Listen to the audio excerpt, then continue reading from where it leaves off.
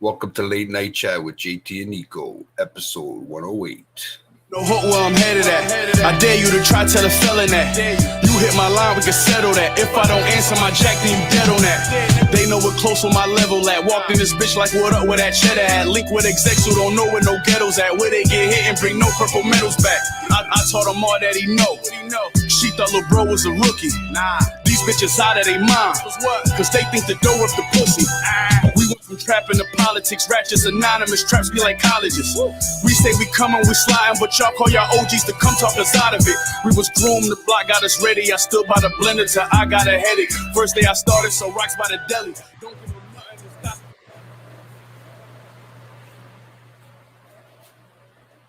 Going on? What's going on, brother? What's up with you, man? What's going on in the house? Oh, same old, same old. Yeah, same old routine. It's only a couple more left. Don't worry, bro. This routine's over after a couple more days. Then other people can put up with my bullshit. There you go. It's all good, man. I was more so even today thinking on more of the fact that we're just now going into a year of this COVID shit, right? I remember I went out the weekend before my birthday, I think, which landed on a Tuesday last year on the 16th, and I think shit closed down on the 15th, which is the Monday.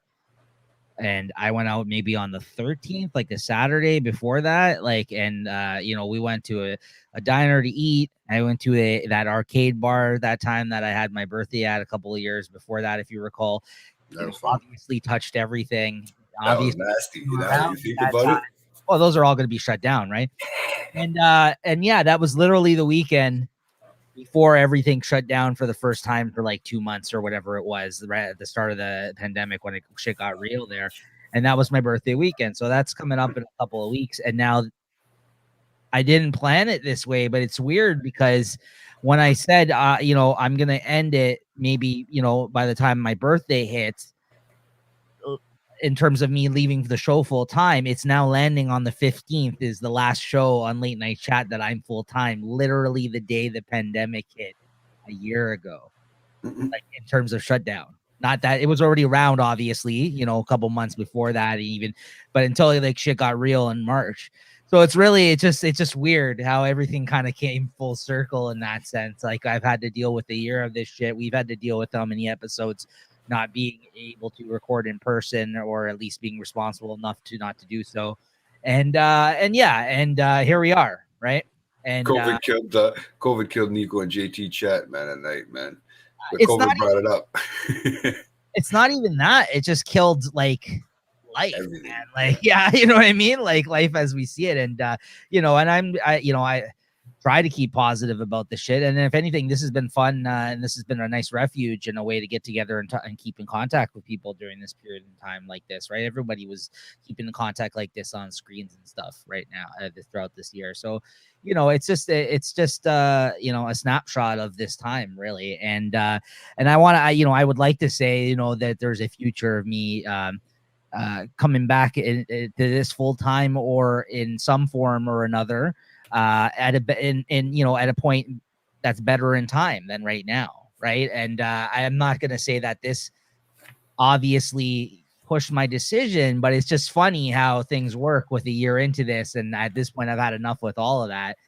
And now, not to say I've had enough with this, but now, this is when I'm choosing to step away as well from this. So yeah, it's just funny, right? It's just really strange how it's all worked out. And I didn't plan it that way. It's just kind of how I just went with things. I looked for a date where I thought that it was significant in a sense that it was my birthday, but I thought we would be in a lot better standing in terms of how we were doing, not in a second lockdown for like 3 months like we have been now, about a year ago. Obviously, everybody was hoping that we'd be in better shape than we are now.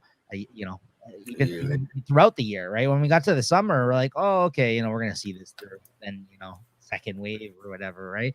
So yeah, it's just funny, as I've been doing a lot of thinking about this and that, and whatever else, right? Leading up to being locked up in a cage, bro. I think it's just being burnt out on everything that's been going on, right? I think everybody's getting to the end of the rope. We've talked about it on here before. I try not to be negative when I come here. I try to talk about things that are going on, though, which is not a lot, honestly, right now, and that's all it is, right? So that's all. We have to go back to the good old times and reminisce about 2019, man. Fuck, when we could go and play video games in person and go out for people's birthday parties, and not have to be worried. It's funny though, how everything's locked down and all that stuff, but yet we're still working our asses off every fucking day. Nothing's changed in that regard, and that's the worst part about this. I mean, it's worse than the best. Don't get me wrong. Look at the unemployment right now; it's crazy. So, I'm very fortunate and thankful that hasn't changed. In most ways for me, like throughout this, it's been steady. Yeah. Obviously my one line of work has gotten busier as a result in some regards as well because of this. And and other things have been affected. So there's that, but can't complain. But when you really don't have anything else and you just got work, like some people really hate their work. And if that's all you have right now, that's, that's enough to kind of push you over the edge. As well. And I'm not talking about myself, everybody. I'm talking about just in generalities here. In general, everybody, you know what I mean? So, you can feel where that kind of like the depression started to kick in a little while ago, and with everybody, even just anybody around having to go to work every day. I mean, you know what? To be honest with you, if it wasn't for work, I think I would have gone nuts completely by now. If I had to be, just been at home all the time and just talking to myself, that'd be kind of crazy. I don't know if I could do it, but that's in one regards, I'm lucky for work in that sense. But other than that, man, it's like Groundhog Day every fucking day. And then I'm just waiting for that light at the end of the tunnel. They keep talking about that shit on the radio and this and that. And I'm like, yeah, really.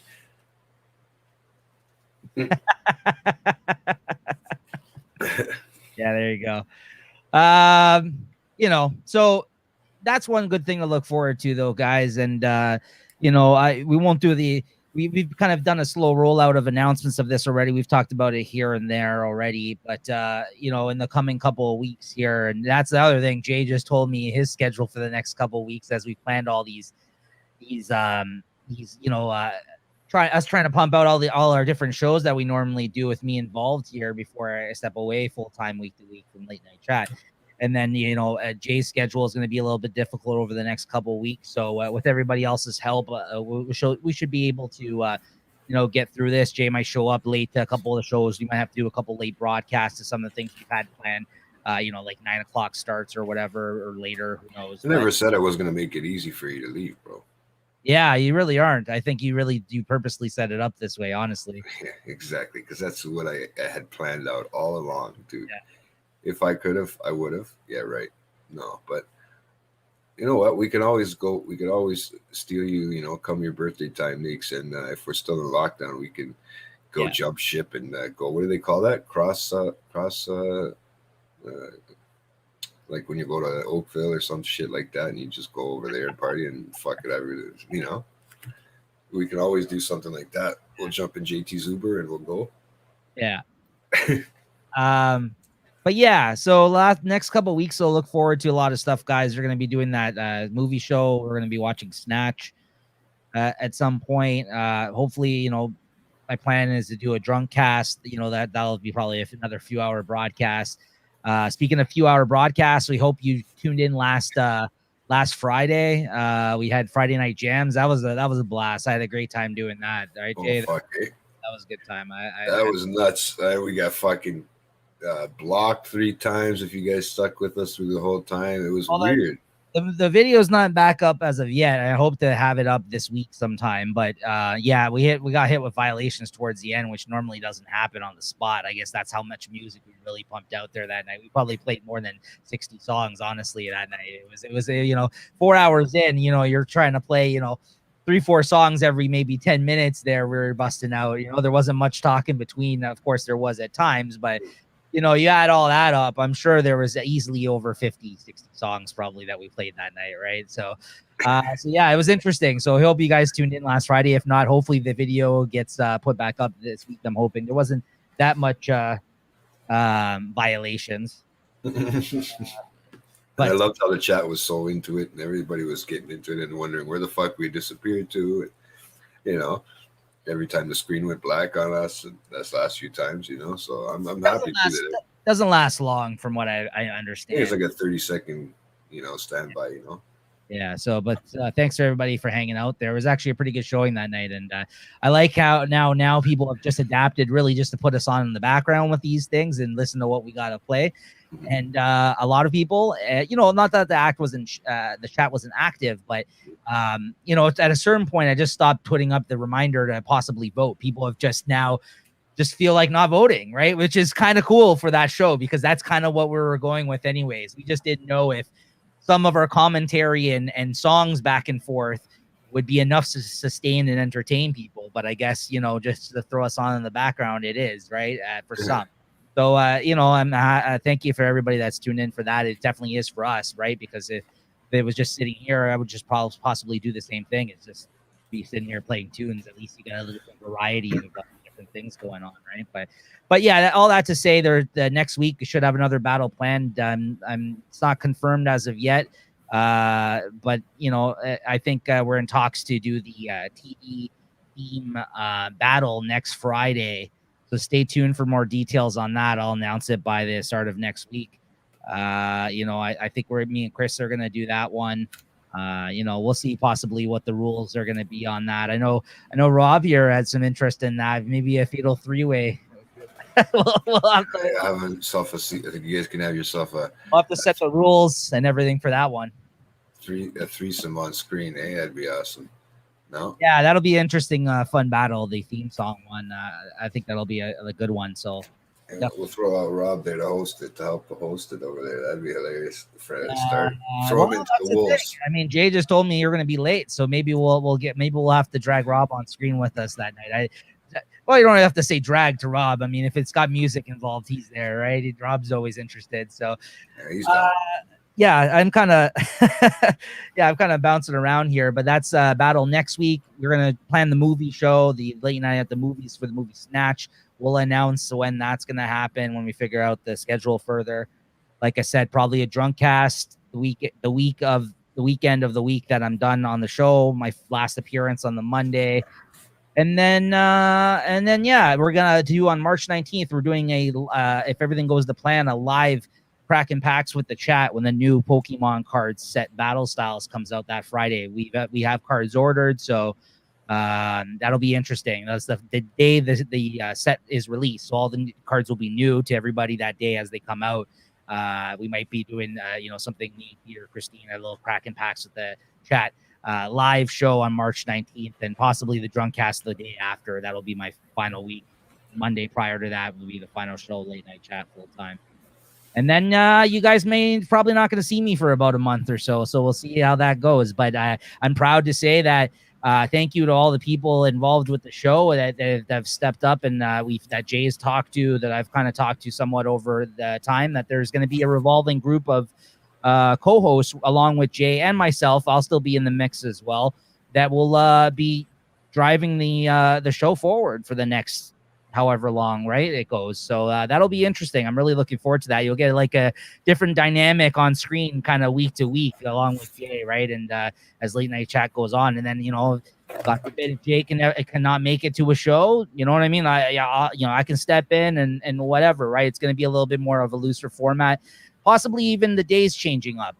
We'll see. Again, more announcements to come. But I kind of wanted everybody that is committed to come on the show. Hopefully, in the next couple of weeks, we'll make an appearance on screen. Not that you've seen all these people if you watch the show regularly enough, honestly, at this point. But at least this way, we'll kind of be able to announce it further and our plans moving forward, right? And so I'm still involved. Don't worry, everyone. And as Jay has told me, he still wants me to be involved. He hasn't kicked me out completely. So yeah, he's just pulling a Jake Paul style. He's going to do some Logan Paul and start cracking packs live and doing some crazy shit.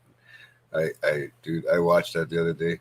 I'm just saying, it was kind of weird how many people were going crazy and stuff and messaging in, and people were paying so much money to. I mean, I know there's some crazy people out there, but I didn't know how many, man. I mean, that's like I was saying to you earlier. It was like $40,000 for one of those little shout out things, and I think you're only getting how many cards?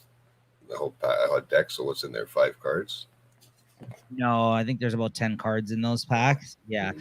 Yeah, so Jay's referring to the Logan Paul, the yeah, absolutely. I agree. The biggest watch the show and you tell me. Biggest douches on the planet. It was a cool kind of setup the way they had it going and shit. Oh, please. There's a difference. We're not like big YouTubers that are just throwing money at expensive cards for views on our shows, okay? We're a little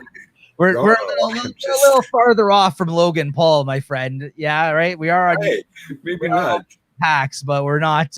You know what I mean? We're not just people that are like ruining the hobby for a lot of people as a result of his. You know what I mean? What he's doing. For anybody that doesn't know what Jay is referring to, Pokemon had the anniversary of Pokemon last Saturday, February 27th. Yeah, we posted it up. There was a lot of big events planned. We posted a couple of videos as well, so check that out. Including we're going to start doing new videos of like 1 pack openings and stuff on the channel, like, you know, just a minute video of stuff that, you know, isn't on the Kraken Packs episodes. And you know what, Post Malone even performed a song at a concert or something. There was events all day, whether it's on YouTube or in the community and stuff like that, for all people that are fans of Pokemon. And we're talking about 25 years, right? It's been around, you know, most of my life, this thing, right? So anyways, so there was an event on Saturday. Logan Paul, the YouTuber, I guess as of this past year, he's kind of gotten into opening up expensive cards. As a result, he's driven the market up. We've talked about it on the show here and there before. And so he's opening up, like he said, $400,000 boxes or whatever, right? And $500,000 of the original Pokemon set, first edition. So yeah, they're worth, and he pulled 2 of the most expensive cards you can pull during the stream, from what I heard. I haven't watched it, but yes, that was basically on Saturday. That's what Jay's referring to. Yeah. How does that work with first edition? You just said ever of Pokemon. Is that what you just said? Ever? Yeah. So there's the first set and there's a first edition of that set. So the first printings. So unopened boxes to come by. He has to find them somewhere. Yeah. It's crazy rare because not only is it the first set that's ever come out, unopened, untouched. So like, you know, prime condition cards, like, you know what I mean? Untouched. It's first edition. So it's the first, let's say they printed, I don't know, 100,000 boxes, that first edition. And then that's it. Yeah. There's only those cards that are printed with that first edition stamp. But this isn't a card show, so we don't got to get into all that. For more of that, you can go check out Kraken Packs. That's why we have that here. But, you know, obviously we talk about certain things here that cross paths in our interests. But, yeah, it was a big deal. I mean, Jay said he was watching it over there. You're watching it at your brother's there. And I didn't really have much of a choice. But him and his son are into it right now in terms of the collecting and all that. Jesse, he's been on Kraken Packs a few times along with his son. It's interesting to see for sure. I haven't caught that one yet. I'm going to go back and check it out, some of it, but I've heard about it all. You know, it's interesting, actually, something that is of interest to anybody that pays attention to this kind of shit in the community somewhat, as I've started to, as my interest has grown. There is a big scam that went on with the guy that was in his last video. I don't know if you heard about this. There's a guy called the Collectible Guru or something like that. He's like this YouTuber that, again, he was just really into the hobby for investing and making money. So I got to send you the video because I think you'd find this interesting, because I kind of just found it interesting. Even if someone isn't into the cards, it's fascinating to me, at least. So there was these guys that are YouTubers that talk about smart investments. That may even be their name, like Smart Investments or something investments. They're like these YouTubers that talk about things to invest in. So then they heard about all the Pokemon stuff going on. So these YouTubers are like, hey, we're going to invest, or like, again, like $500,000 or $400,000, whatever, into the first edition box. or however much it's worth. I forget the amount. And we're gonna open it up on a live stream. And then this is because we've heard that the cards are good investments right now. And then I don't know, there was a guy that was on the last Logan Paul video that he called his Pokemon expert. Okay. And he's this guy who he was driving up the price in the market, admittingly, to his admission. And he was referring to cards way more valuable. He was saying that they were way more valuable than they actually were.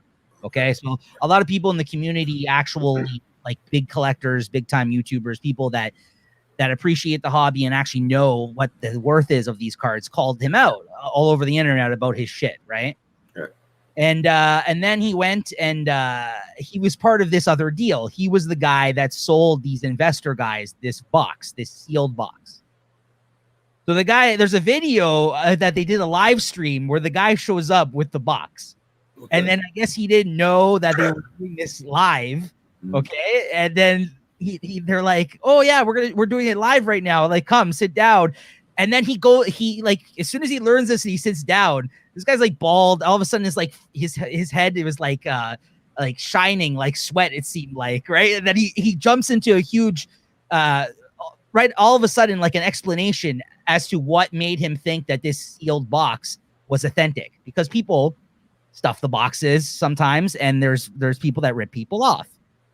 Okay, there's a lot of scams that go on, because for something that costs that much that you can possibly rewrap or put fake cards in, it happens, right? Sometimes people do the thing where they put up 6 or 9 real packs at the top, and then they'll put a bunch of bullshit ones underneath it. So there's ways to again, I'm not an expert myself. Right, it's probably manipulate the camera and shit if you're doing it live. I'm learning about this stuff, right? I don't know how they would put the saran wrap, the actual wrap back on the plastic. I know there's machines and stuff that do that. Anyways, I don't know all that much about it. Yeah. But you can basically make it so it looks like it's never been opened. Okay. But there's things to spot. So this guy goes into a huge explanation all of a sudden when he learns that they're live streaming this. He's like, oh, I thought you guys were going to open it later. And they're like, no, we're going to open it right now. So then they dive into the box, and then they find out that this has been tampered with, and that there's a bunch of cards that are open packs of different kinds of cards in there that are not the first edition cards, making the money that they spent on this a huge scam, and then possibly out all this money. But the guy just looked guilty as hell the way he was acting, very suspiciously after he kind of learned about this. So ever since then, there's a lot of people think that he switched out the box with one of his boxes and then blamed it on the guy that he bought it from, because the guy apparently claims that it was in a safe and he never came out of the safe until the guy purchased the box from him. But then it was public on video that the box was a scam box. And then he essentially said, I don't know really what went on, but, I'm out money that, I'll get these guys their money back. But there was always suspicion that this guy switched it out with the real thing. So ever since then, he's been known in the community as a scam artist. Watch out for this guy. So it's just interesting. There's a video where somebody watches the video and dissects the whole thing. There's a 15-minute video where some YouTuber goes over everything, and they're watching the footage, and they're like, yeah, that's kind of suspicious right there, what went down. And they're watching this thing like it's the Kennedy assassination or something like that. Holy fuck. It's interesting though, man. Honestly, it was very interesting to learn all that. I was I could not imagine that huge scams like this, hundreds of thousands of dollars, are going on out there in the community of this shit. So the more I've learned about this as these guys have been opening the cards, and I've been kind of learning more about it, just because I don't want to get ripped off in the sense that we're overpaying for anything, and I want to know the value of these things if we're going to be collecting them. It's interesting to see there's all this money and investments going on, and all the horrible things that are ruining the hobby, as you know, that I've talked about as well out there, right? It just takes time before it catches up. You know what I mean, bro? Not for anything. That's why I think people should just, do what they got to do and get out of it, because it's going to end up catching up, all those baseball cards, everything that I got that's worth fuck all anymore, because, even though we know they're original, they came from hobby shops and all that. I know that for a fact. It's just everything got all fucked up. I'm telling you, man, if they can get heroin over here inside computers and stuff like that, and seal them back up like they're fucking brand new. I'm pretty sure they can put a couple of cards in a fucking pack back together. Hey, with like a, you know, so if they really want to do it, but I mean, it'll take its time, just like everything, you know, they'll catch up eventually. So, but you know what? And with social media too, everything like that hypes all this stuff up again. So regardless if the Pokemons are getting hyped up, everything's getting hyped up again too, I think, which is any sort of collectibles and stuff like that. If you just pay attention out there, you'll notice. Not that might be the biggest trend right now is the Pokemon thing, but you're seeing a lot of collectible things and stuff going up on YouTuber pages and stuff like that. Like not just cards, period. Cards, period. Right now, cards are, and all again. This is like like you said, the late '80s, early '90s again, before the bubble burst the first time on that industry. It's essentially, yeah, and like you said, like to see what some of my original baseball cards and shit are worth, man. Right? If they are worth anything right now, because they are original and stored good. Right. Yeah, so it's just there's a lot of interesting things going on. Like outside looking in, like I you know, as someone even just observing what's going on, the trends, the prices that are happening, the scalping situation, the stores that are driving it up, the YouTubers that are driving up the market as a result of this. Hey man, what's going on, Richard? Thanks. Hope you're doing well as well.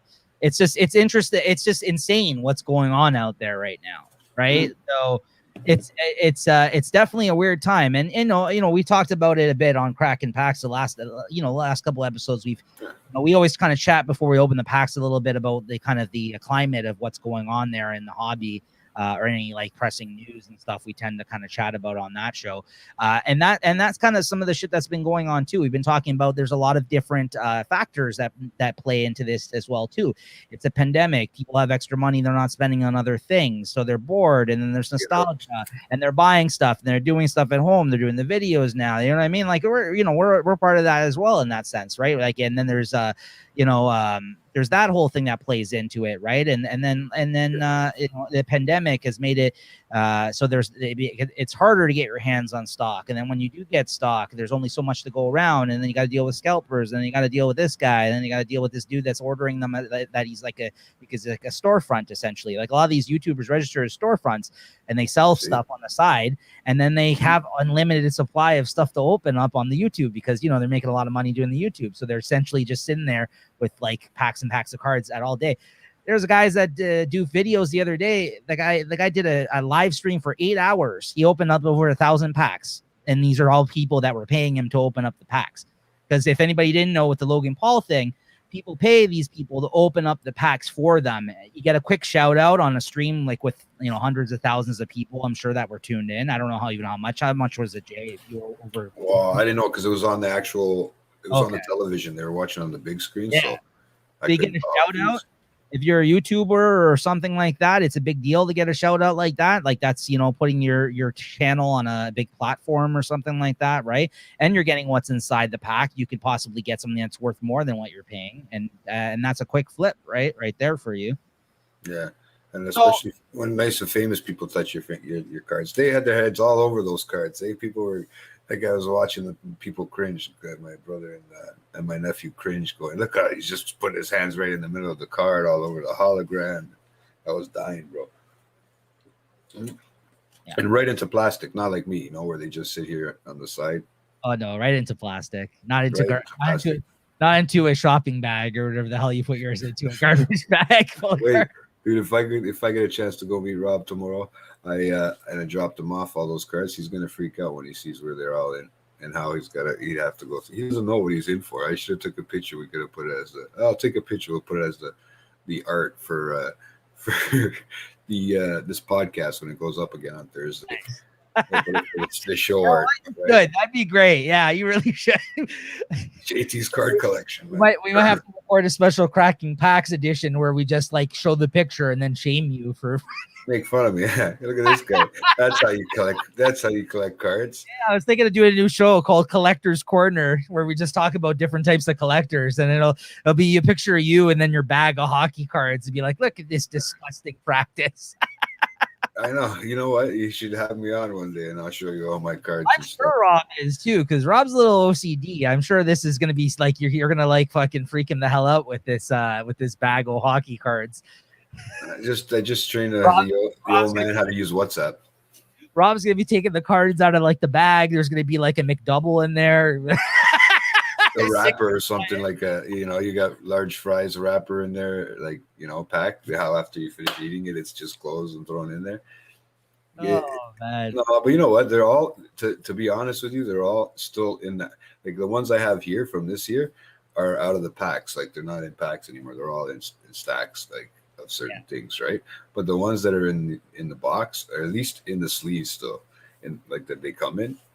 I was talking with my nephew about it, and he was saying, "How come you do it?" I said, "I don't know. I just have fun doing it. Like I'm not. What am I doing? It's 3 fucking cards. Like I'm opening them. I'm not going and buying.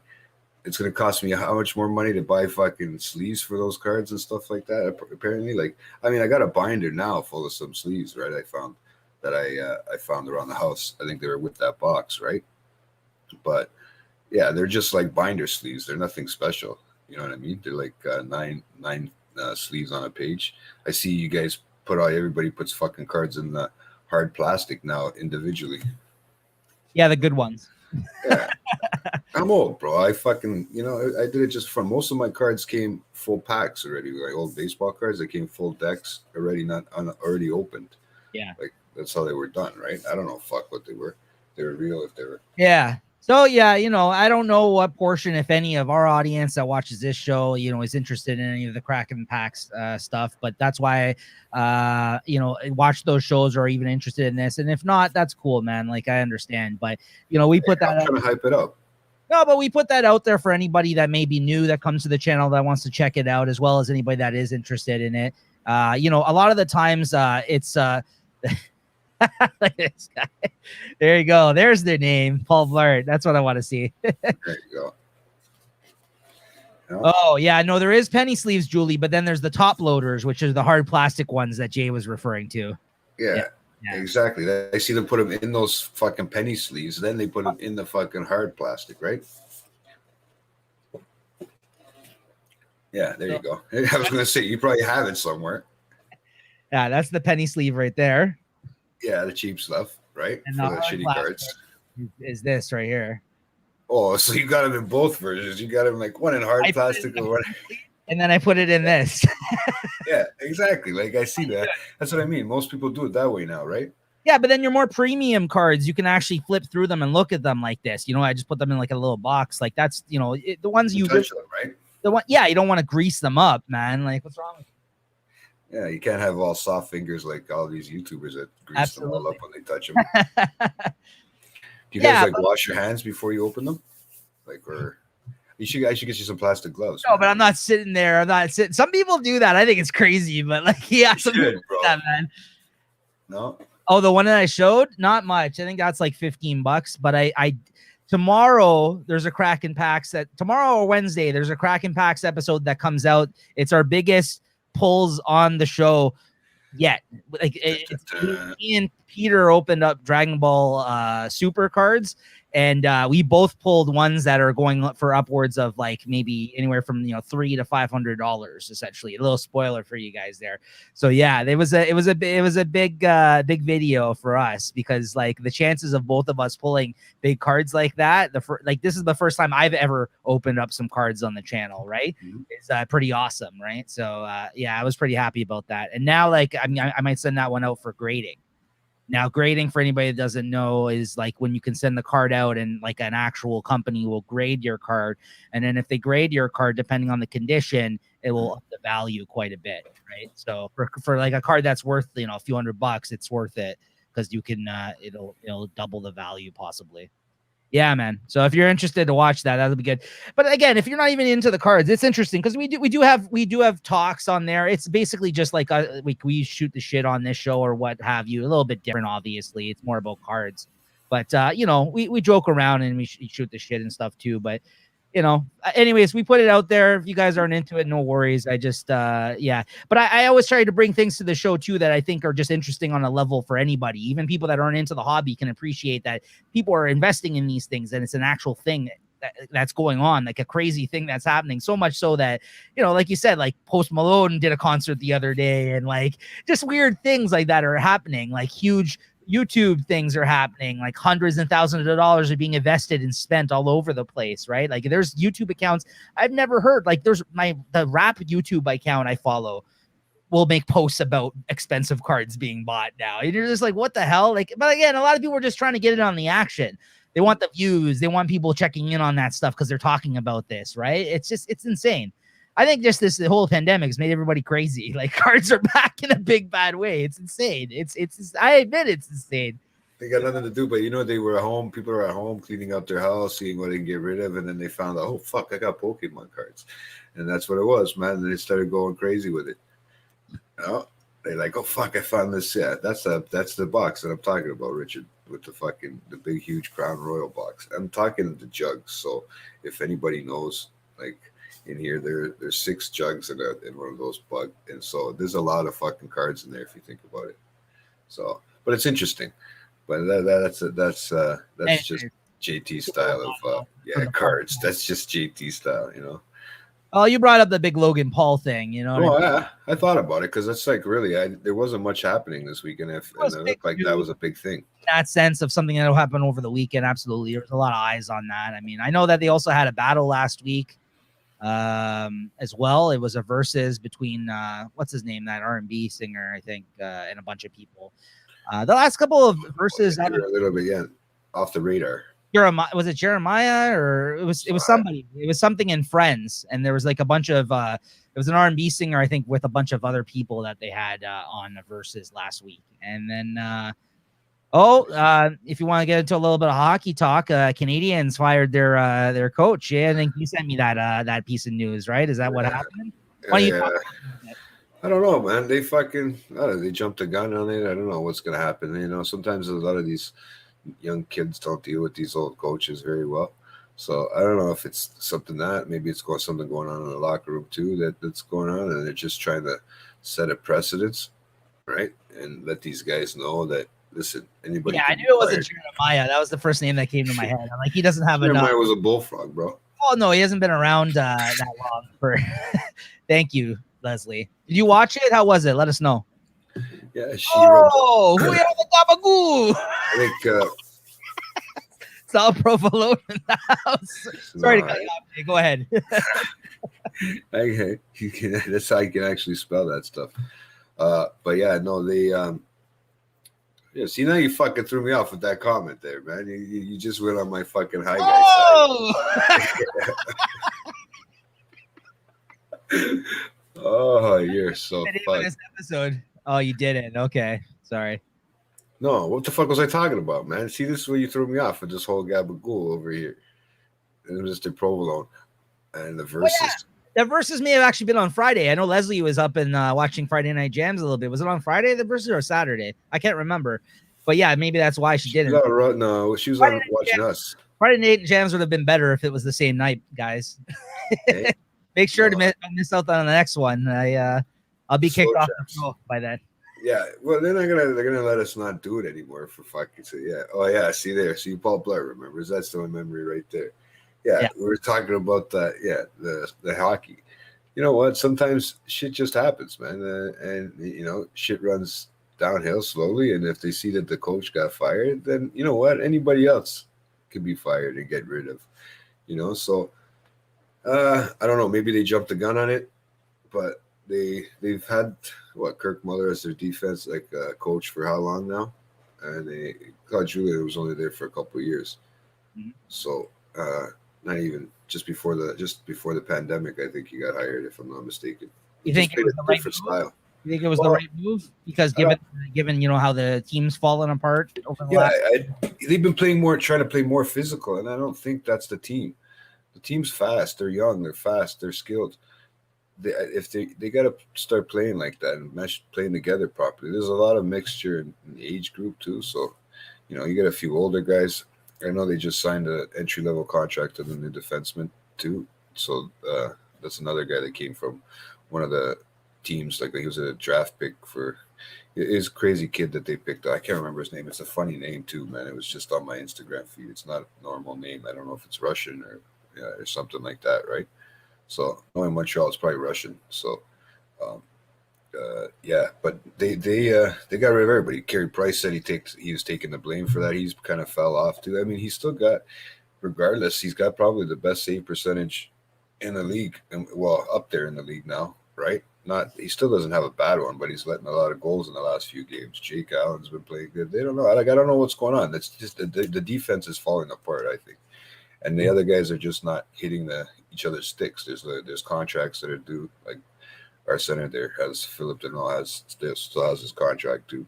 He has no negotiations, no nothing like that. So, but yeah, they're not going to trade Price. Dude, I love how people talk like that. Unless they're going to fucking pay his contract out, they ain't going to take him. Nobody's going to take him. He's only 3 years into a 10-year contract, dude. You know how much money you'd have to buy him out for? I was gonna say if they get rid of Price and Weber, I mean, who are they gonna have left? I mean, we're talking about total restructure of the team at that point. Well, that's in the middle of if you can't do it. Price and Weber are the only good players that the Canadians have. No, they'll never get rid of Price, bro. That's the dynasty right here. Carey Price, bro. That's got to hang their hat on. They want to restructure the whole team around Carey Price. That's the goal, right? Yeah, no, and that's the big thing. He said maybe he's thinking too much into it because he's got what 15 goals in the last 4 games or something. That's a lot for him in the last 95 shots. It's a lot. That's quite a bit, man. If you think about it, for any goalie, right? Especially pristine. Like he's still in his prime. He's not gone yet. He's not old yet. I mean, I agree with that. Paul Blard's saying they do need the total rebuild. That's what they need. Well, that's what they're doing. I mean, but they can't get rid of. You need to have a couple veterans there. You need to have people like Corey Perry and those older guys just to fucking settle the team down. Corey Perry's great, bro. He knows where to put the puck. He knows. Need a glass, that fucking guy. Get out of here. I'm waiting for him to break, bro. He's the way. You know who's surprising me is what's his name? Toffoli. They do. I talk shit, but yeah, they have some decent players right now. Look at Toffoli from Vancouver. I like Toffoli. He's on fire, bro. I like Toffoli, but he's difficult.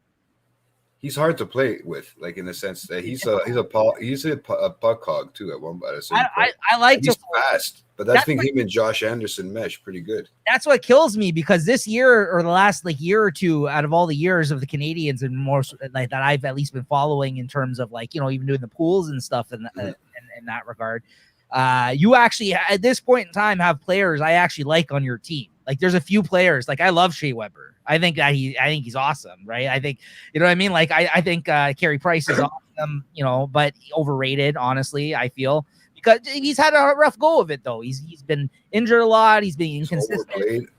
Absolutely. But maybe that's what he needs. Maybe that's why because they've been taking him out here and there, and they've been using Allen, right?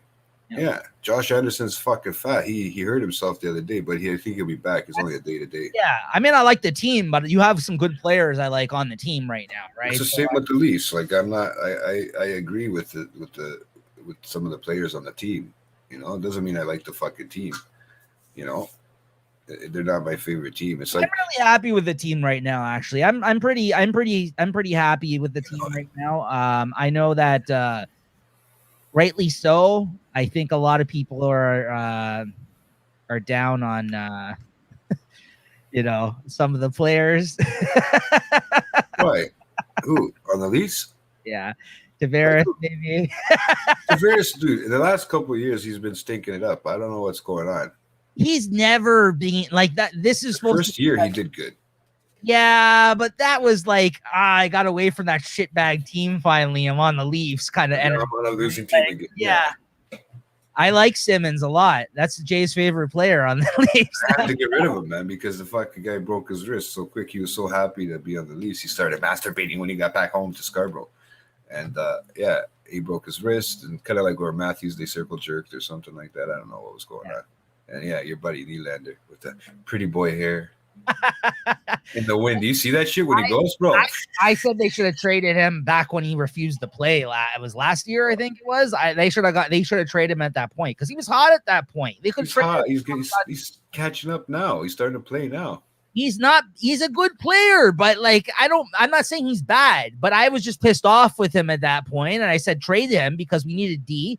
And you know what I mean? Like at that point in time, they had an opportunity to trade him, when he was hot coming off of the season prior to last, right? So I don't know. I would have been okay. Carolina, right? What's that? Was That Carolina contract who was deal. interested? I can't remember. Was it That Carolina? deal, yeah, and they because I guess they gave him the money that he wanted. I think that's what it was. It was considered Carolina, and he is inconsistent. I see, and I say that all the time. He is. He's European. He has no heart. It's like remember that other guy that used to play on your team that was afraid to hurt his face because of his modeling career or whatever. What was his name? You know which guy I'm talking about. I just can't remember his name. I think he went to Philadelphia now. What are you talking about? Van Riemsdyk? There you go. Yeah, JVR, that guy. I remember. That's how I remember you guys. I like JVR. Get the fuck out of here. I think he's a clutch player. JVR is one of those players that's been very clutch at times. You know, I mean, he's actually doing pretty good on Philly right now on that line. Get the hell out of here. That Farabee line, I got him in my pool. That Farabee kid, man, he's getting lots of points, this kid, man. He's getting lots of points, this guy. You know what? I'll give you guys this much, okay? Because they're going to have an asterisk beside their name if they win the cup this year. Let's say these Leafs, if they do. I know we're all going to have a hard time once we have to play a fucking American team. I'm sorry. No. I hate it. Towards the end, I hated Sundin. Towards the end, I really hated Sundin. I liked him better after we went to Vancouver. Yeah. The way he went out, I just really hated him at the end. Yeah, I didn't like it. And then, like, you know, the whole Swedish thing, I think it just like yeah, the pretty boy. The European thing about heart is something that what's his name said years ago. Buddy there, Don Cherry. Don Cherry, that guy. That people. Yeah, that people. He made that comment back when he was allowed to make crazy comments and get away with it. He made a comment about Europeans not having heart or something, right? Right? It was him. Yeah, Cherry, exactly. But I'll give you guys this much, you Leafs fans, okay? I did. We're gonna have a hard time. We're gonna have a hard time like this year if we have to, any of us have to play any U.S. teams when we have to get in there into the playoffs. It's great watching the six Canadian teams go at it, right? But for the most part, I mean, yeah, the Leafs are at the top of the list. Don't get me wrong. By a thing, I mean, you got to watch out for certain teams that are starting to heat up. But once they start to pick up and start playing some of those U.S. teams in the playoffs, they're all in trouble. And I'll give them at least this much, because if they do win a cup this year, and you know they're going to put that asterisk beside whoever's name as a COVID fucking cup thing, right? Right. You're going to put it this much. No, but you know what? Then they should put an asterisk beside the Leafs name for every year they won the Stanley Cup, because everything was 67 before there was. They added new teams. They added new teams to beat Toronto. Start this fucking argument about it was a different game bullshit type stuff. That's in every sport, okay? Like, I hate how people do that. And that's why it's hard to make the comparison, even when people are saying who's the greatest of all time, because there's different people, great people in every era of every sport, right? But that's why it becomes frustrating, because even in basketball, it's the same shit. People are like, oh, well, Jordan is the best because look at how the game was played then compared to now. And of course, Jordan's an easy person to say is the best, but then other people will say otherwise because the game's played differently now than it was then. A lot of times people will try to say that the players that play now and the way that they play now would have had a way easier time playing back then, right? So it's hard to make these comparisons when we're talking about, like, I hate that argument, man. Like, but I hate it. Every time this shit comes up in every sport, oh, well, you only won because it was the 50. Yeah, it was fucking different then. Yeah, I understand. But they started building franchises just so that Toronto would have to beat more people. That's what they did. They started just on purpose for Toronto and Montreal to have to beat more people, because that's the only teams that were winning when there was fucking 6 of them. They were putting franchises out there just to start building this crap, right? And making hockey big then. Yeah, so it was a different game completely. Now it's just about speed.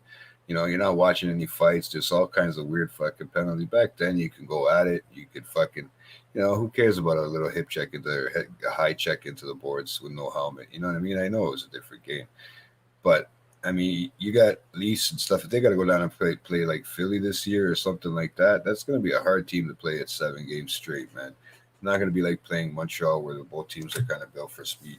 Philly's going to come and hit them hard. And that's the problem. These U.S. teams are built a little bit different than these fast Canadian teams that aren't playing really too much of an impact. some teams are benefiting from the way it's being played right now, though. Let me tell you, that West looks fucking horrible. Like right now, like there's like a lot of shit teams just bouncing around against each other out there, right? And like market hot. It's, I mean, like, yeah, it's really bad. Like a lot of the teams that are facing off each other, some of the teams are just running away with it because they're competition. And yes, Jay, go ahead. You could say the same thing maybe about how the Leafs are looking compared to everybody else in our conference right now. And absolutely, I mean, we're one of the better teams coming out of there. Oh, but there's other teams coming up quick, man. Yeah. I mean, it's not hard when there's only 6 teams playing each other, bro. It's easy that you lose a 3-game series and you're already up on the team. Like we had that Winnipeg loss, and we lost 2 out of the 3. That fucked us right up. That dropped us below them. All right. It's been just a rough last few games, man. It's just not been the hockey that I've been wanting to watch, or I'm used to watching. You know what I mean? At least, I mean, they're scoring more goals this year, but you can't be letting them in behind you. You know what I mean? Like we're having that problem right now. So I don't know, man. I don't know if it's like we said back to the first topic, but I don't know. Maybe it's just honestly that there's something going on. Maybe the team isn't meshing, right? There is a lot of new players, bro. A lot of new faces in that dressing room. A lot of older guys that are making big money. So obviously there's criticism. There's probably conflict that way. You just got to find fuck off.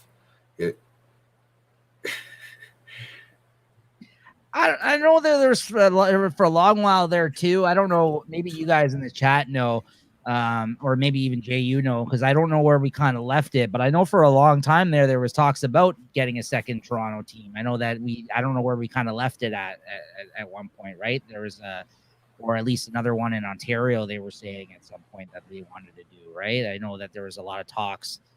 Hamilton, I think, may have been in the conversation at some point, right? I remember like they wanted to do another team here, right? At some point, but I don't. I mean, obviously, it could sustain itself. I know that, right? You know what I mean? Like, I don't think that the appetite for hockey fans there in Canada, you know what I mean? But it'd be hard to.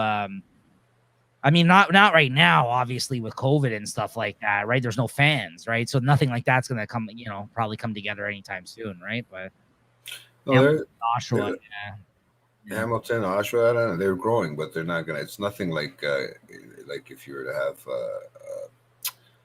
what do we say, Niagara there or something down there, another Ottawa team somewhere up halfway. I don't know. It'd be weird.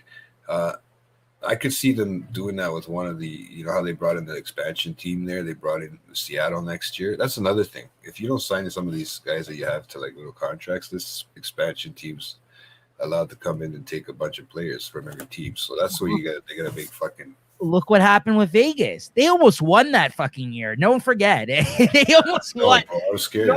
You know how bad that would have been if they came in and won the cup that year? Like the dust would have just settled with this COVID stuff, honestly. Like, people would be real pissed off. Like, and now we have to deal with all of this, right? All the postponed games and all this other nonsense, right? So, I mean. So you see what's coming out of this. You know how they were talking about, they were talking the other day in the news about the old, I don't know if I had this discussion with you, though, but they were talking about the old, what's the baseball diamond, their exhibition place where it used to sit. Okay. In the exhibition, they're talking about building another outdoor sort of gaming, not an outdoor, indoor gaming, like an indoor gaming complex to hold like 7,000 to 10,000 people in there, right? For just gaming. Video games or streaming and gaming and all that crap. Like they have it in Europe and stuff. You see them and they're in that fucking box, the teams that they play each other. So in the States, there's a lot of things that they do tournaments for certain games. It is a huge industry, the streaming game. Massive. Yeah. Massive. My nephews have been breaking my balls. Look, I even have a fucking to hook up this fucking computer to the PlayStation Live or whatever it is, because they want to play against. They want to kick my ass, and I guess that's their game, whatever it is, Fortnite. Oh yeah. Right. They want to. I guess they win points. I guess I don't even know. That game looks like it's going to give me a seizure if I play it.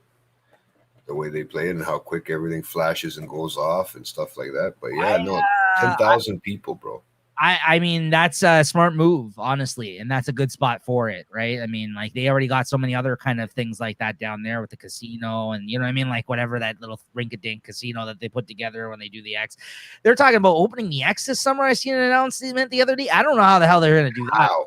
They're not. I think it's just bullshit, honestly. Like they're probably gonna.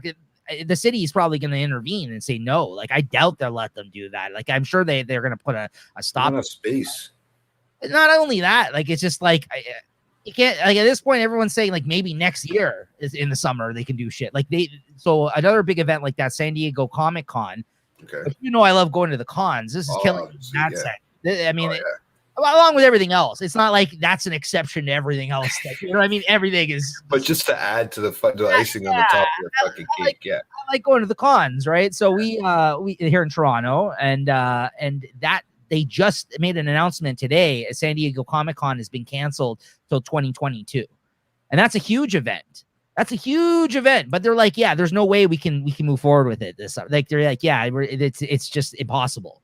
So, like, again, like, I don't know. They were also saying, I think they were trying to move forward with doing the exhibition here not the exhibition, the con here this summer, last I heard. So I don't know how they plan on doing these things, right? Sure, we're better than a lot of other places, but we've been like, they've been so strict in terms of the rollout of things here. Like, how are you just going to open up things to thousands and thousands of people?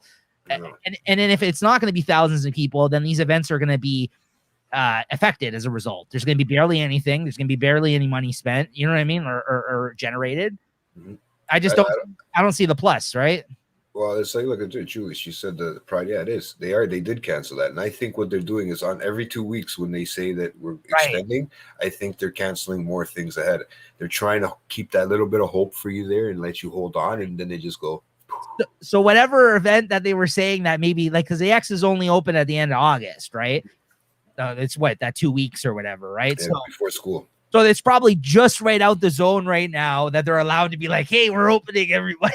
Don't worry. If the numbers continue like this, we're going to be good to go. Like, you know what I mean? So like just line you up and knock you down. That's what it is. That's what it's felt like all year. Yeah. A few weeks from now, they're just going to announce it's canceled. Right? That's just how it's been. I remember last year, they were supposed to do a con.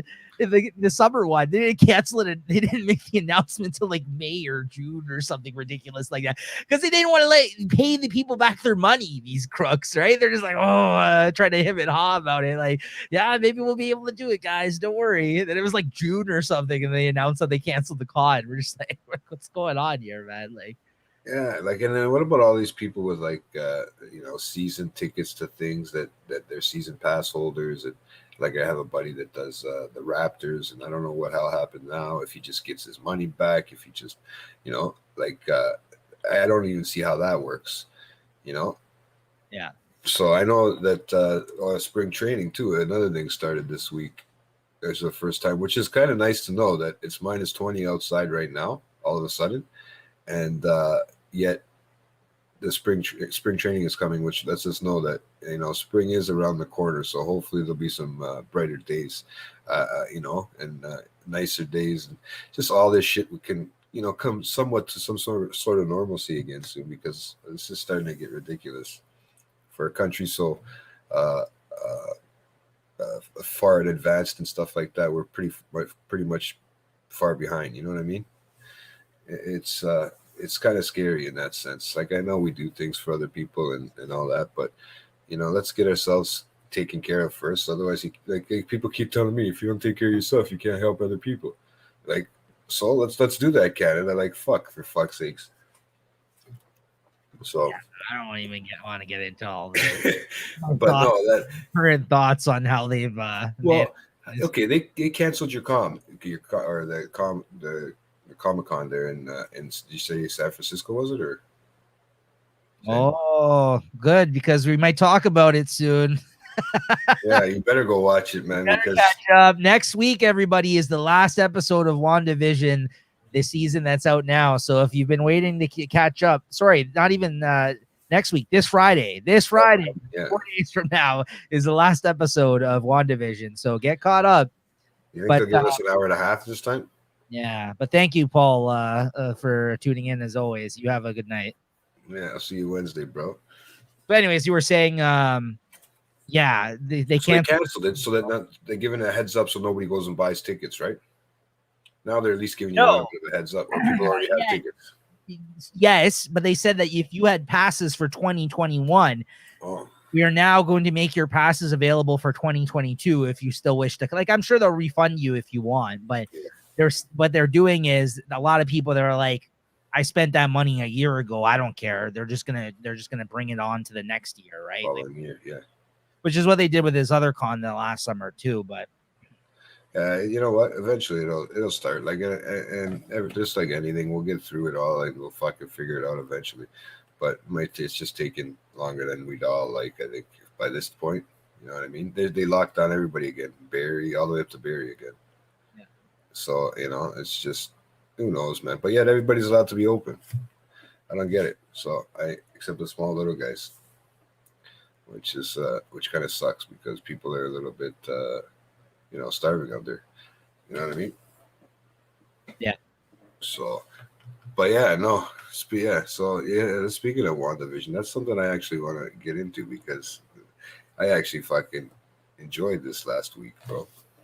So now that he's gone, I can spoiler everybody. No, they probably watched it. If they didn't watch it, it's too bad for them now. It's already like fucking almost a week after. You know, if they don't want to listen to the spoilers, then they're too bad. Tune off. Otherwise, come back.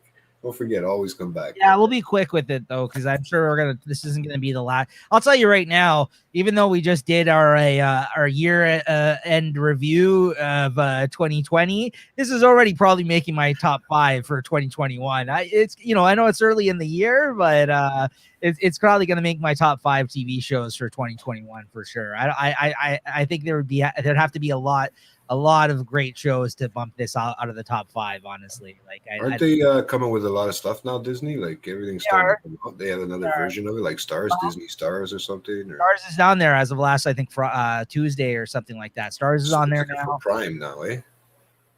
Yeah, so it's on there as well. No, I think it's still on Prime too, but I think they also, so they have Stars on there now. So they got like more, that's their adult section essentially on the Disney Plus. So the other stuff's more for all ages. Yeah. And now they moved everything that was more of an adult nature and that over to Stars, right? And they have like a bunch of sitcoms and movies and stuff now, stuff that you wouldn't really associate with Disney, but it's another channel that's available with the Disney Plus if you have it, right? So yeah, anyways. So what do you think of the episode?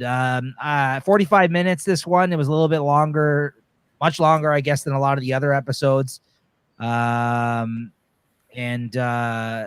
Yeah, it explained a lot. Like, this was the first episode where they kind of did a deep dive explanation into like the background of these characters. Because at the end of the last episode, there was a reveal that one of her neighbors was actually this person named Agatha Harkness, who no one really knows. Even comic fans barely know this character. So all you know is that she's a witch. That's all you need to know. And they explain her whole background, and then the rest of the episode kind of is her reliving it. Well, it's her trying to find the source of her power, Scarlet Witch's power. So she, back in the day, like, I guess they tried to like burn her at the stake, like, you know, Salem whole styles with witches and stuff like that. They tried to zap the shit out of her with all their powers, this coven of witches, because she was practicing dark magic. And then it turns out she destroyed them all, even though they tried to kill her because she's so powerful. So she's power, yeah. She's essentially the strongest witch on the planet that they know of until now, because Scarlet Witch has an amazing power that she can't understand how she's recreating this whole scenario for everybody, right? Yeah. It threw me off because it went all the way back to like 1868 or 1668 with like the witches of Salem and all that. And it threw me all off. So it gave you a little bit of a rundown of that. But and then watching and seeing, the part that I like is seeing how, you know, the beginning of Wanda herself, right? Like Wanda with her brother there, and how they survived the bombings there where they lived. Yeah. I didn't know that anything. Like, I knew something happened when they were younger. I didn't know that. And then it said Stark Industries on it. I thought fucking Iron Man was gonna pop out of somewhere, bro. I thought that was gonna be like our special guest. Because at that point in time, it would have been his father. It wouldn't have been him. Now, is the father the guy that was taking apart Vision? No, that was somebody that worked at Sword, which is another agency. Another agency, yeah. Different than Shield, but that exists in the Marvel universe. Yeah. So, anyways, yeah, and then they kind of just, a new development for Vision. I won't spoil that for anybody that does end up wanting to watch that, but a different form of Vision that's from the comics that I'm familiar with. So that was pretty cool. Don't forget to watch after the credits for these things, guys, because I didn't know this shit until like 3 episodes ago. And yeah, just like all the Marvel movies, right? And what was the other thing that happened? Yeah, and then a big reveal. He was pulled apart and disconnected. A big reveal, which I already kind of knew because she's done similar things in the comics. Scarlet Witch, they found the source of her power with the chaos magic is shit that she basically she could sporadically cause crazy shit to happen with her magic. She doesn't know how she does it exactly, but personal traumas, like the Vision dying, could let it out from her. Like if she wishes something, she brings it to life. Like she wills it essentially out of nothing with this chaos magic, right? So she essentially, that's why she was able to pull this whole thing off, and she was unaware as to how she actually did it. Yeah, you see how she got angry and it just created the whole fucking world. Yeah, and I don't know if they're going to try to tie this into the reason why the last episode. I don't know if they're going to try to tie this other thing in with her, so I'm not going to say anything. I'm not trying to do any theories like I told you, but there's something that she did in the comics too that involved the mutants that she did with this chaos magic shit. So I don't know if this is going to try to then again for them to open the door to like a bigger X-Men type thing. Like, I don't know. That's so cool, man. Right. So I'll leave it at that, but that's all I got to say about the episode. But yeah, it was great. Great. Like always. It's a great show. I like how they made that connection with all the old sitcoms. Like she used to watch them with her parents, and it reminded her of a better time, right? So yeah, absolutely. I think it's nice how they weaved all that together, honestly. Well, I started watching like the old one for like some of the X-Men movies, right? And like the one where they all come out of the elevator. I don't know what it was, and it's Ryan Reynolds in there. There's one of them that has Ryan Reynolds, as he's Deadpool. Right? No, but that's not him as Deadpool. See, that's him as Juggernaut, right?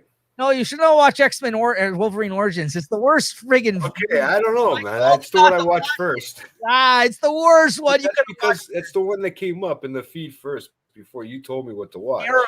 So I had watched that. That's not even Deadpool. So Ryan Reynolds.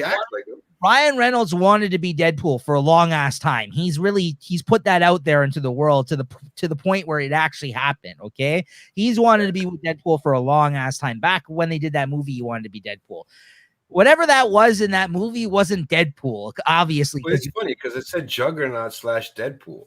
It's because he's like, I forgot what the name of the mutant, but he's this mutant that can make himself look like other mutants. So like, it's a whole write-off. It's a whole stupid thing that they did where they're like, we're going to put Deadpool into this movie, but it's not really Deadpool, bro. That's why. No, but I'm not going to get into it. I don't want to. I just seen the stories. No one's going to care. It's the worst friggin' X-Men movie. I told you that. Like, if you enjoyed it, good for you. That's all I gotta say. It's terrible. People liked them, man. You know what? I tend to like them all, man. I don't know what it is. Maybe it's just because it's the first time when I see them. I liked Liev Schreiber as Sabretooth. I agree with you. He's got the look down. He looked good as that character. Yeah, I just think it was a terrible movie, but it's not my Wolverine, Jay. It's not the Wolverine I wanted to see. But the other ones got it right. The other movies they did, I thought, it was trash. Exactly. Yeah. Sal Provolone mentioned Euphoria. That's the Zendaya show. I think Drake was also involved, I think, in producing that show. I've heard nothing but good things about that show. It's definitely on my list of things to check out. Yeah, I've Leslie agreed as well. So yeah, I'm gonna check that out at some point. I think it was Euphoria. I think there was another one. I know there was another one that sounded like they're all on Amazon Prime. These ones. Yeah, there's another one too. Julie knows. Yeah, they confuse the audience with the Yeah, it's a total clusterfuck of a film, honestly. Like it doesn't. That's why I'm asked, because it didn't really make sense in the sense, right? Like, I hear what you're saying, because as the movie that's called Wolverine Origins, it really should have set him up better. Yeah, because isn't he sort of like part Deadpool sort of thing in a sense? Like they're made by the same guy. Yeah. In the end, like the same crap they put in, I don't know, to keep him alive after the cancer treatment or whatever he had. Yeah, I remember the movie Kids, absolutely.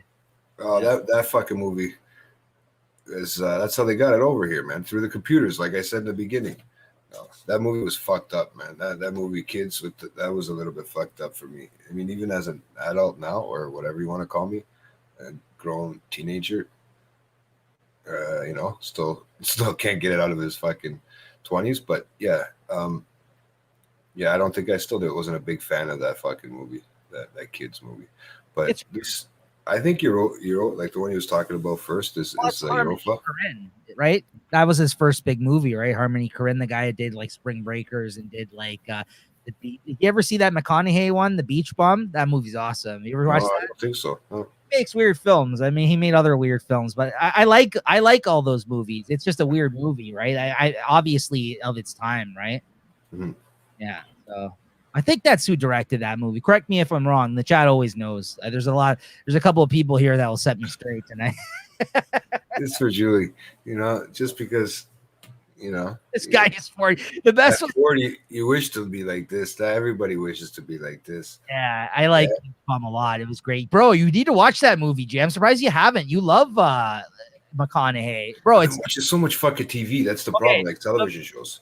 Make an appointment to watch this soon. I'll tell you this right now. Even though you tend not to listen to me, bro. It's McConaughey. Let me just set this up for you. It's McConaughey, who's a drunk, like philosopher, like poet guy that lives on the beach. I swear to God, and like he has lots of money because he's this super smart writer that had like a hit book. So he just has all this money, and like a hot wife. And Snoop Dogg's in it, and they get like stoned. Bro, you gotta watch it. It's the best movie. It's honestly, it's Matthew McConaughey back when he was shirtless McConaughey on the beach. Is it like a Dazed and Confused or funny? Or is it like a? Oh, it's hilarious. Oh, it's so funny. No, it's a comedy essentially. I've never seen it because I don't remember Snoop Dogg and fucking. I think I remember that combination, Snoop Dogg and Matthew McConaughey. I'm pretty sure I can remember that cover. Sal, no exaggeration, possibly the best performance of McConaughey's career. It's basically you guys are gonna fucking make me watch it tonight. Like fuck, fantastic. It's like a 2.5 hour movie though. It's long. It's so just so you know, but it's you know what streaming site it's on or anything like that.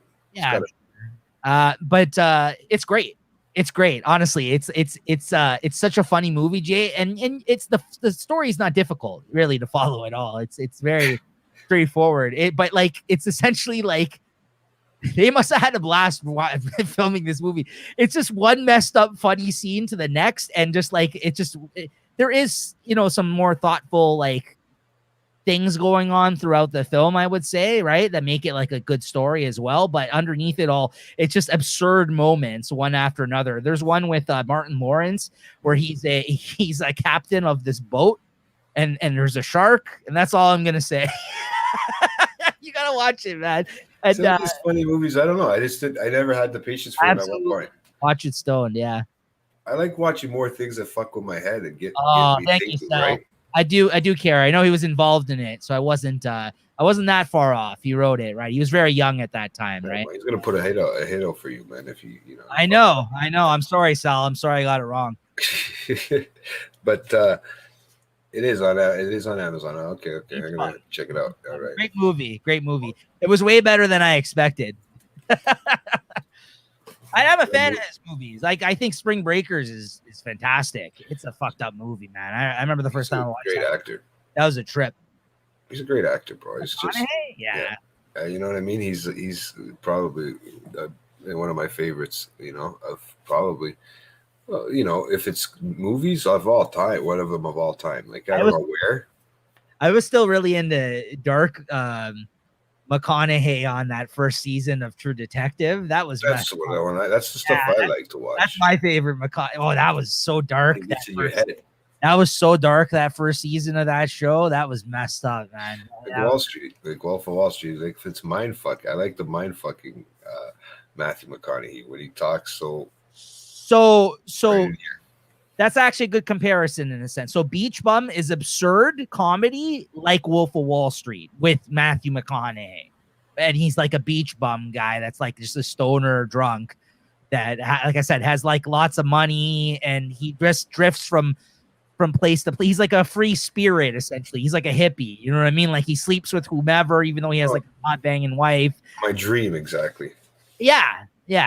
So with minus the hot banging wife, because I want one everywhere I go. That's what I said. Once this pandemic's over, I'm heading around the world. I'm impregnating every woman I could. I'm gonna plant seeds everywhere, and I'm taking off. I'm gonna use different names. One place I might use Sao Provolone. The next place I might use, whoever. Start setting up people's names now.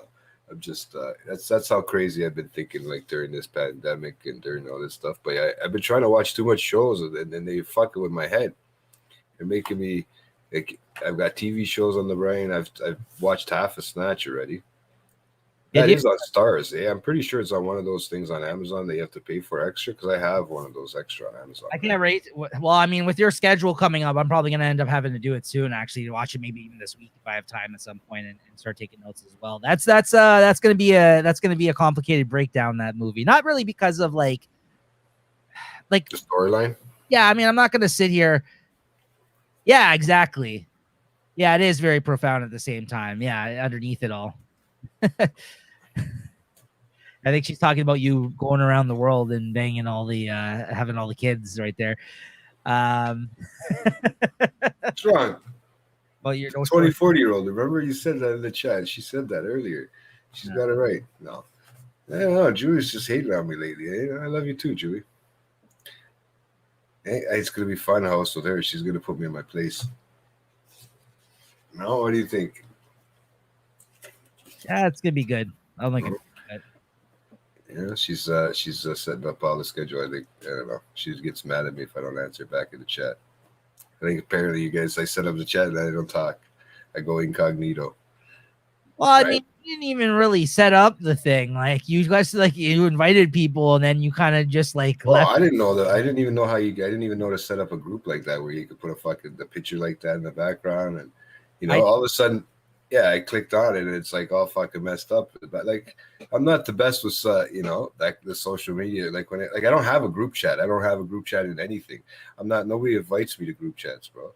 They probably think I'll text them too much, and I'll text my weird hours of the night, right? Yeah, they're like, "Oh, this guy's never gonna shut up. Why would you invite him to a group chat?" Well, that's the whole thing. I mean, I think people were getting scared. Like, fuck, this guy's gonna start messaging me. And I tried to message Rob, but then I messaged. We went off because nobody else was on there, right? So, oh man, yeah, it's all good. But yeah, no, like we were saying before, that I'll have to check out Beach Bum, but everybody should just catch up with that WandaVision and fucking keep that up. I know nobody likes talking about it all the time like that. JT replaces the salt. That's it, peppery. Salt and peppery, that's what I'm going to call it. Don't mistake it, Julie. Yeah. No, but yeah, other than that, no, it just was a weekend painting, helping about paint yesterday. And yeah, how did that go? That was all right. Yeah, man, that was all right, guys. Family, that's always good. Get to spend some time out there, you know what I mean? So everything's cool out there. But yeah. Other than that, I haven't really had a chance to catch. I got another two shows that I usually watch during the week that I haven't watched yet. I've been falling so far behind because I'm usually used to having the Mondays off. Yeah. So I do the Sunday, Monday kind of binge watching of shows. Yeah, Shameless has been really pissing me off. I usually watch that, but their schedule has been sporadic for the last season, so we haven't had a new episode in the last 2 weeks. And then they're supposed to air 2 new episodes the next 2 weeks in a row. But prior to that, I think before the new year or something, even though they started then, there was a break after the new year for like 2 or 3 weeks. And then they started airing again at like the end of January. So like they've been putting out like 2 or 3 episodes at a time because apparently the shooting schedule for that show hit in the middle of the pandemic. So they've been kind of sporadic in the way they've released the episodes. And which, happens. But I gotta say, I gotta give props to the people that are involved in Shameless. For all you guys that don't watch the show or are up to date with that's the final season that's happening right now.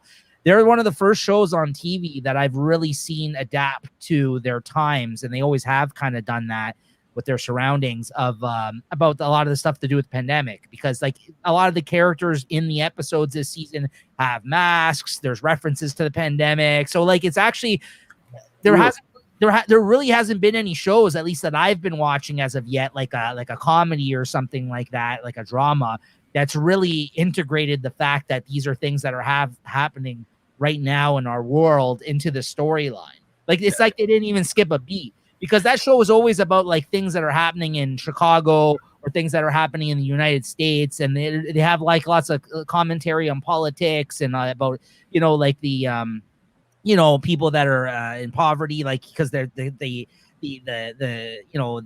family in it, it's pretty broke, right? Like, so they always have like all these comments about like things going on, like societal. I think it's the writers too have to adjust to that, like what's coming on every like couple of months. Like they're a couple months behind on certain issues I think they talk about, but yeah, I know what you're saying. It's like the first thing I've seen though doing that, so like I was pretty impressed. Hospital shows and stuff do those things, right? Like I'm sure. Kind of stuff.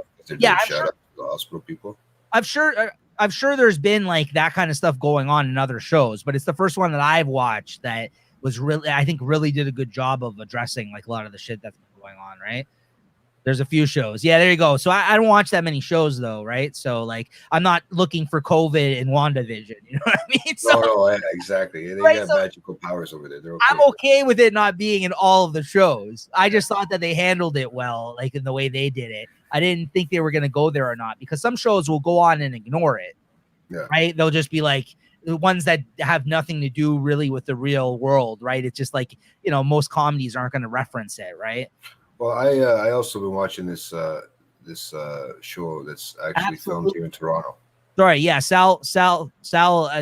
Exactly, I agree. It's because they do use it to escape reality. I don't want to be reminded of that in everything, right? So I've even stated that I think on the show here before in the past, but I also feel that when they do it to some degree, if they do it well, I can appreciate it as well, right? But I just don't need that in every single show. I agree. But sorry, go on, Jay. What show is it? It's a show that's filmed here in Toronto. They're using local. I mean, it's all local stuff. They even reference the streets and stuff like that. It's just a show that's on Global Coroner. I don't know why I started liking it.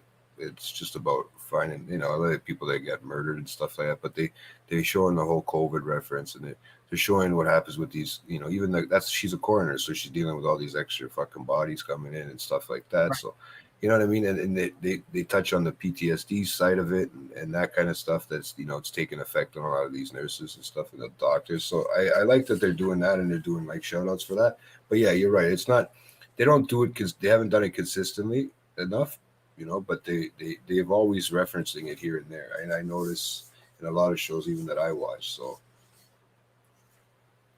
Sal said he watched the new film on Netflix, Malcolm and Marie, first film to be entirely produced during the pandemic. Oh, there you go. Interesting. I wonder if there are any of them are alive yet. The whole film is just two people talking in a house. There you go. 6 feet apart, eh? I remember at the start of this, we watched remember that one I told you about that was around Halloween? They had it on that Host. It was like an hour movie that they had on Shudder, the horror channel, but you could find it online. That was essentially all these people that were in the lockdown in their own countries or wherever, and they did a webcam seance. And then this woman, you remember I told you about it? You watched it, right? Yeah. It was really interesting. It was one of those movies again that they produced the whole thing with them on a Zoom call. And then try that. In each actual Zoom call scenario, like in the background, maybe they had like a camera crew or somebody probably working whatever was going on in the background trying to scare these people, because during the start of the seance, the person that's doing the seance, they lose connection with her on the Zoom call. And then I guess she like unleashes this like open door of like the afterlife. Yeah.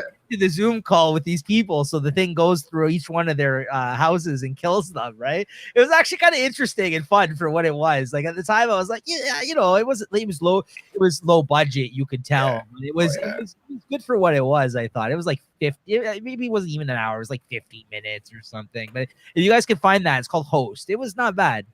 Yeah, there's it was really good. I thought I remember bringing it up on after you brought it up on the show. I was like, we got to try that thing on air, see if we can summon the dead people. All of a sudden, your Funko Pops start flying off the wall. Boom, boom, right? Nico disappears off screen, right? That'd be kind of different. It'd be a little bit fucking creepy. We do that like a Halloween special one time. That'd be. But I don't believe in any of that until I see it actually happen in real life. That'd be cool. Yeah. If we can summon the dead, that'd be awesome, man. That's why I don't ever want to be in one of those scenarios, right? I know people that have gone for like things like that, like palm readings or like palm readings are one thing. Dead people things. Why have you ever gone for one? No, I know. I think my mom has, or some sort of reading of some sort, right? I know people that have too. Some people are really into it, right? Like I'm not. That way. I think it's a lot of bullshit, personally. That at least that part of it, and I'm somebody that believes in like ghosts and stuff like that. But when it comes to this kind of stuff, I'm like, I don't know, man. Maybe I should start doing that as a job. Shave my fucking head bald, wax it up, and just start rubbing my crystal ball, and then me roll my eyes in the back of my head and start talking to people that I say, hey, yeah, this is what and you literally just mind fucking them into believing certain things, and it helps. Again, I don't knock anybody that believes in that kind of stuff, though. Honestly, I don't. If as like a way to make money, and it was bullshit, Leslie, or I think she's on that like Zoom. She's a little bit there about your. She's talking about, I think, the seance. Oh, interesting. Yeah, listen, I'm not going to knock anybody's beliefs if that's something that they want to believe in. Again, I think that's usually just a way for people to be at peace with certain things that they don't understand that have occurred in their lives, right? So, like, I think that as a way to give you some sort of closure on certain things, like a seance, or like if you need to do a palm reading or something like that. I know people that have done that kind of stuff. That have done it as a result of someone who died in their life, or you know what I mean, or something like that. So if it gives you some sort of comfort in that sense, that's cool. I'm not gonna knock it and like say make fun of you for doing it, but I don't think it's for me. Like I don't know. I'm a skeptic about some type of shit. I think it's bullshit, but then at the same time, I like to believe in supernatural type stuff as well. So I'm kind of. You know what I mean? Like I walk that line because I want to see it. I want to really see it. I want something to fucking happen. I want this door to swing open, or this door is wherever the fuck it is. Right. It's right here to the right of me. I want the door to swing open right now while I'm here. Like that would be the craziest shit. Yeah. Right. Now, if we're talking about this and the light bulb goes on, I might freak out. But until then, fuck, man. I am a seeing is believing type of guy. I know the wind isn't there, but you could tell it's there, and the air isn't there, and whatever. Yeah, I can tell it's there because I'm breathing. Right. I always remember that joke on an earlier episode of Seinfeld where like his his like great grandmother or something dies, and Jerry's sitting in the funeral home, and he had a baseball game scheduled that day, and he missed the baseball game, and he was really pissed off about it, and it ends up raining, and then the game is delayed. But then he ends up playing the baseball game and they do really badly. So he thinks that it was his great grandmother back to like haunt him because he didn't really want to be at the funeral. Right. Ghosts, I believe in. Psychics, I don't. Okay. Yeah. But sometimes people like they try to think it's all part of the same. You know what I mean? Like if you don't believe in one, you shouldn't believe in the other in that sense, because there should be people that have this paranormal sense to be able to reach beyond, you know what I mean? So I agree with what you're saying in essence, because I don't believe in one that much, but I like to believe in the other, right? Anyways, but the episode, they're having a conversation in the funeral parlor about how do you think that she's visiting all these different worlds or something in the afterlife or something like that, because he's trying to say, like, do you think she's here right now with us in the funeral parlor? And then like Elaine was like, I met this woman, she is not going to any other galaxies or worlds or dimensions or something like that.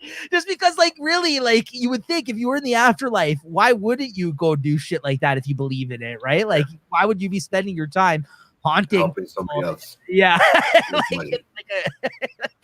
be like, listen, I got shit to do. You know what I mean? I'm a spirit. Like, the hell am I gonna sit around here and like watch? People also believe things get stuck here, and Right. if you're a sinner or whatever, and so there's all of that falls into play with it. I like to say I believe and I don't believe it, but you know what? I like honestly, it's a seeing is believing type of thing. So until I actually see it, I don't know, man. If I believe certain things, I know, physically, even if it was on TV or something, but it was like a real show documentary. Some of those documentaries, even with the ghosts and stuff, how do you believe that? Like, I'm having a hard time since there's all this editing, and we can see what happens now through editing and certain things like that nowadays. I mean, it's really hard to believe that, like paranormal stuff and all those shows. But I love that stuff, though. Like, it's fun to watch. Don't get me wrong. Yeah, but I hear what you're saying. It's getting less and less like look what happened. The government, they just released statements this year that people don't even care about it anymore. They're like, yeah, Roswell was real, guys. Like, they literally released a statement where they're like, yeah, we collected wrecked. Like, did you not hear that? Like, they released statements and like just in the news cycle nowadays, like people are like, oh yeah, look, aliens were real. Okay. They also say that on that Resident Alien show that aliens are real, but I don't believe that. It's not that. I'd like to believe there's aliens out there. Don't get me wrong. I don't know if they admitted the aliens, but they essentially admitted that there was a spacecraft. There was like wrecked, like a craft that they collected debris from recently. It's probably one of our own satellites somewhere, like in this world. Like, really, how much shit's up there and garbage. Well, that's the thing too. Some people, when they hear UFO, they think aliens right away, but it doesn't necessarily mean aliens. But there is lots of countries and stuff that were probably testing spacecraft at a certain time as well that they've collected that they needed to hide the evidence of, or spacecraft that they themselves were experimenting with, right? Like the States and stuff like that. So there's a lot of that kind of stuff that have happened too, because obviously these things crash if they're trying to, do these build stunts. Yeah, you've heard about these things before. Like they're the apparently the invisible, like planes and shit that they were trying to do, or spacecrafts or whatever, right? Like this kind of shit, right? You hear there's got to be evidence of it somewhere because these things have crashed, right? So then that's when the whole cover up comes into play, right? I love that kind of stuff though, personally. Like when I was younger, I spent a lot of time reading like books Sci-fi. like. Yeah, no, but like actual books about like the conspiracy theories of this stuff, like Roswell and stuff, Bigfoot, and like all that stuff, man, Loch Ness, like all that kind of stuff. Like there was a paranormal like type of happenings around the world, like sightings of things. Mm-hmm. A lot of it is bullshit, but it's fun to just like read up on it, honestly. Like, it's always good when it's like those types of things. It's always good to read up and watch things about it, but how much we believe of it. Like even you growing up, it was maybe more exciting. Yeah. But as you get older, you start to think, you know what? Maybe not so much for me. Not so much I believe in, right? So Leslie put it the best way. I've always said that too. I mean, I haven't seen us yet. I'm still waiting. Well, here's the thing. Like I always, even if you don't believe in aliens in that sense, like, obviously what we picture when you think of an alien, if that doesn't exist, there is probably something, there has got to be some other form of life out there other than ourselves. There's bacteria and stuff everywhere, like frozen, like stuff in the rock. And they're saying, that's why they're going up to Mars to find that. That's all signs of life. But whether or not it could sustain life is a different thing. Right. Right. Those are two different things. There being life out there and whether or not it could be sustained out there alive. Yeah, but it's just it's hard to even try to not say there's anything else when we can't even really explain why we exist. You know what I mean? Like it is very naive and short-minded to be like, oh yeah, there's nothing else out there. Like again, not in the sense to say that there's an aliens of what we may see in film and TV as like, the Greys or whatever, like the typical alien, skinny, big head, big eyes type alien that you think exists, right? Yeah. So, let's put that to the side. Maybe they don't exist in that form. Maybe this is all just, whatever, crazy people coincidences, mind occurrences that somehow think. There's lots of theories out there of like every certain incident that something may have occurred in that sense, right? Yeah. Aliens watching this podcast be like, yeah, I've seen enough. But yeah, I think it's stupid to think that there's not anything though. I mean, there's got to be something. Like even if there's a fucking insect on Mars, there you go. You got something that's sustaining life. You know what I mean? Like, it's just, I don't know, man. It's hard to say. And if there was anything as knowledgeable as human race right now, why haven't they come seen us? We're going out there. Maybe how far ahead of us are they, or how far behind us are they? Well, that's the thing. They could be light years away from us where we can't even reach them scientifically at this point, and neither can they. We don't know what's out there, right? It's like, even in the ocean, like there's only so much of it you can explore. In space, there's only so much you've been able to explore. Like, you know what I mean? There's things beyond our depth in terms of the world and the planets that we can't actually explore. So again, that's kind of weird for you to say that, we would have seen him by now. Not necessarily. If they have no ways of traveling to us and we have no ways of reaching them, then we could. Yeah, okay, I could correct myself there, because I know what you're saying. Like they found something in the Arctic too. Like there's stuff that they find microbes, they find fucking stuff like that on other planets, same sort of thing. But whether this planet being with the oxygen levels, the sun, you know what I mean, there's certain things that are just different about this planet than other planets too, obviously, that help us live, right? I mean, I know back in the day when oxygen levels were higher, things were bigger, creatures were bigger, shit like that. If you ever watch how they talk about dinosaurs and crap, right? Why they were so big and all that compared to there you go, dinosaurs. Isn't that amazing enough? Like we knew they existed, like, and that's insane. Like, but we're seeing proof of it. Like we're seeing bones, right? No, but that doesn't mean that there isn't other things out there that we just haven't discovered yet, right? Mm-hmm. Like we don't have the technology to like. There was actually a good Netflix series like about that, where it was like different worlds, like different planets out there, and what if something could live on there, how with their sort of oxygen, temperature, weather, climate, and they were showing they were just making up these sort of looking things that would live on there, but they were explaining on how they might look because of the level of oxygen or less gravity, and you know what I mean. So they were showing it was a kind of cool thing. It was just like 4 or 5 episodes. I can't remember exactly what it was called. It was on Netflix though, and it was pretty cool. So I thought so. I mean. Yeah. I remember on the Discovery Channel or History Network, whatever the hell it is, like growing up, they used to have that UFO week and stuff like that. They always used to air all that kind of shit, like the one week where they had a lot of the conspiracy theory stuff. And the other thing that's really interesting too, if you've ever watched it, or even like that Ancient Aliens crap, or the show where Action Bronson and them watch Ancient Aliens stuff, is again it's the creation of the pyramids themselves. It just like they had no technology really to put those things together back then. It's insane. Like I know they have some ways of explaining how they did it, but that's an amazing feat. Like I know you had like thousands of slaves, I guess, making whips and slaves, bro. That's all it was, dude. But like, I'm pretty sure. It's all pretty crazy, man. Like the thing they actually made all these. It's not like they only had one pyramid, like the whole, the whole country. They had many. You know what I mean? Like it was like building like a turnaround time. It's just like, listen, I need this. The construction in Toronto is slower than it. These guys are like, this job's gonna take about 5 years. Pyramid, man, we need this done in a year. This guy has to be buried alive. They're like, all right, like building a sandcastle. It's like building a sandcastle, but you use the whole country. Yeah. I know. Yeah, that's what I was thinking too. We haven't gotten that far down. I mentioned that like 5 minutes. I know. You're just like, well, I don't know. I know that. I know that, bro. That's what I'm saying. Like, we can't even figure. That's as I was thinking too. When you said it, that we can't even figure out our own planet yet. There could be humans living down there. That's what I mean. They still think there's creatures that live so deep because we can't go that deep underneath. There's thousands probably aquatic creatures we don't even know that exist that like live so deep in the water because their anatomy or whatever, they're able to sustain like those levels of pressure, or I don't know how the hell it works. Light or nothing. Yeah. Well, that's why they think that there's big, huge creatures that could have possibly lived since back in like dinosaur age. You don't even know, right? You never know, man. One of these days, something crazy might happen like that. Like, we're gonna be laughing at the coronavirus a couple of years from now. They're like, "Oh man, you remember when that huge creature came up out of the ground? That was crazy."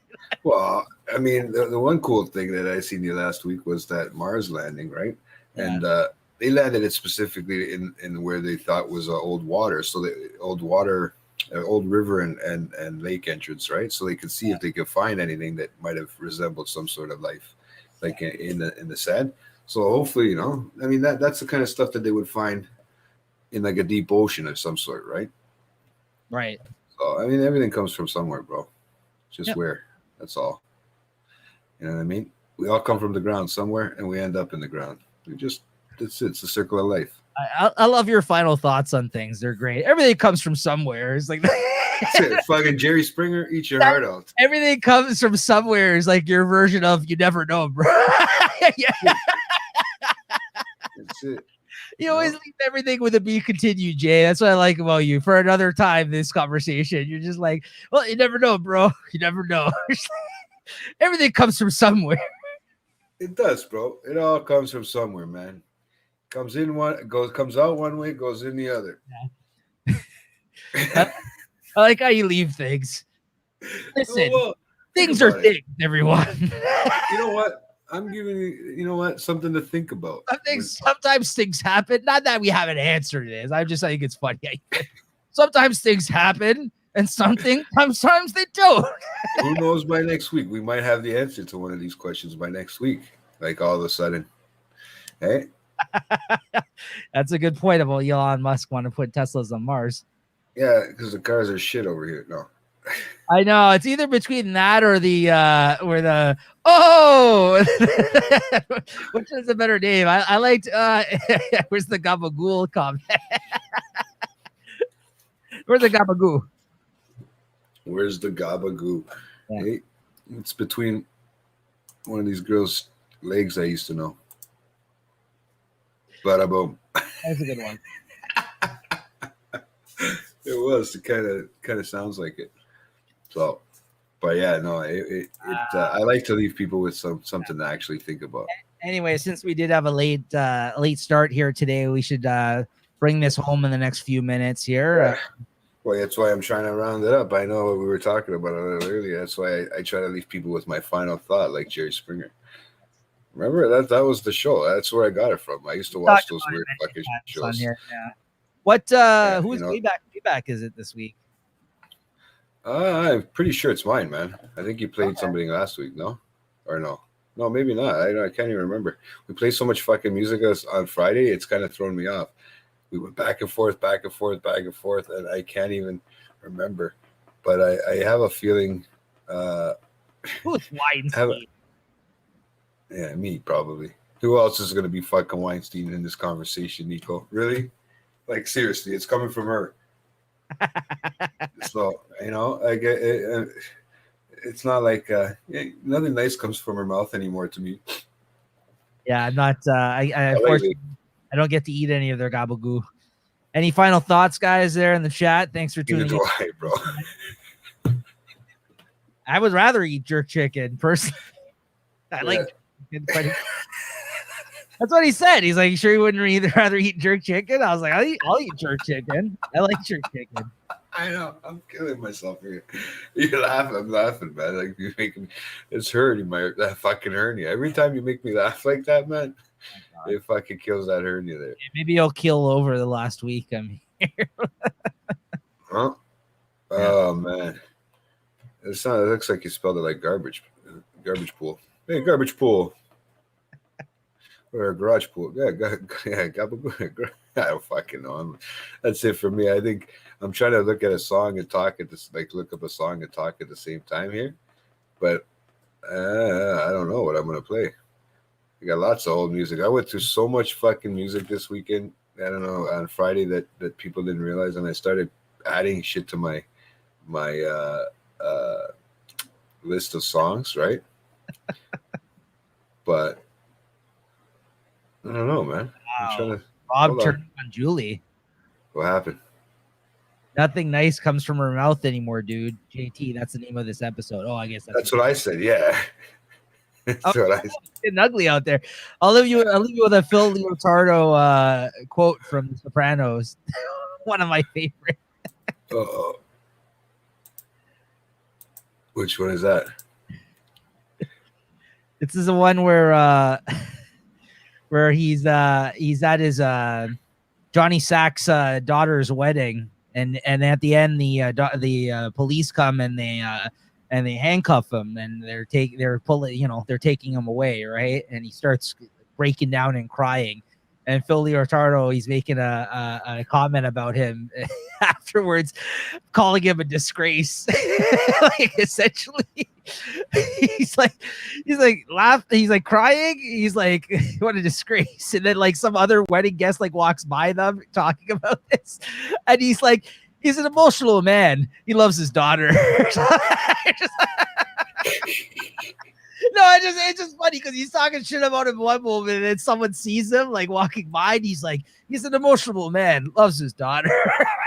He's just like, he's a disgrace. Oh, that's fucked up, man. You know what? I want to find a Biggie song. How about we play Hypnotized? Because you know what? It's coming up this week. I think it's at the end of the week. Was the death of Biggie. I was watching the documentary the other day with my brother about that whole thing that went on, right? If anybody looks a little bit like more guilty of that fucking thing, if it wasn't fucking, I don't know, man. I won't even say it, but it was good. It was on A&E. I forgot I had watched it before. I think it was on before. There was two. It's been out before, right? It's the same one they keep showing about what happened with everybody. Yeah. So it's coming up, right? Because it's March 10th or whatever, 9th that he got shot, and 10th that he went in jail. So, sorry, 10th I went in the grave. Sorry. Mm-hmm. But yeah. So what song? Let's just play some Hypnotized, man. So I heard that on there, and I just, they were throwing it lyric by lyric, right? And it was pretty crazy. Just you forget sometimes some of the songs that that you don't hear in a while, and then when they come up, especially from some great artists like that, right? I mean, I could suggest a lot more, but I figured just to put that on. It was either that right now or maybe like Big Papa, but I think maybe some Hypnotized would be good for this one.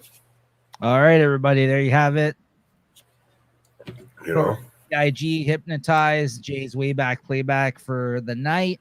We'll see you guys next week. Probably on Monday. We'll see. I don't know what's going on with Jay's schedule right now, but we will make an announcement on our personal Facebooks.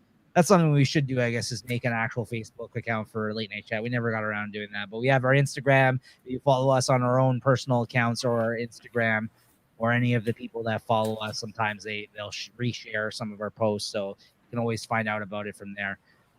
We don't have anything planned for the rest of this week, but like I said, we're cramming in like several different shows, hopefully over the next couple of weeks, leading up to my full-time departure. Very sad, everybody, even though I'm not really going anywhere.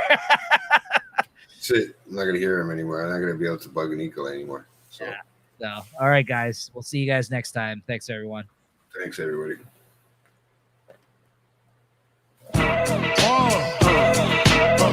Come on. Sicker than your average. Papa twist cabbage off instinct. Niggas don't think shit stink. Pink Gators, my Detroit players. Tim's for my hooligans in Brooklyn. Dead right, if the head right, Biggie there, air night. Papa been smooth since days of under rules. Never lose, never choose to. Bruise, cruise, who? Do something to us. Talk, go through us. Girls walk to us, wanna do us, screw us. Who us? Yeah, Papa and Pump.